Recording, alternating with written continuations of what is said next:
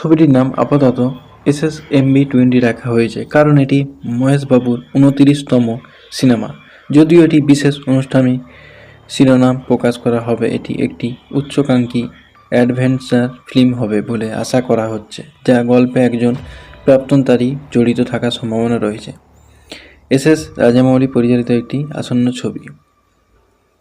এটি প্রধান অভিনেতা থাকবেন মহেশবাবু এবং প্রিয়াঙ্কা চোপড়া এবং পৃথ্বীরাজ সুকুমার জড়িত বলে জানা গেছে। এটি 15ই নভেম্বর 2026 তারিখে একটি ইভেন্টে তাদের মুভি ট্রেলার লঞ্চ ইভেন্ট শোনা যাচ্ছে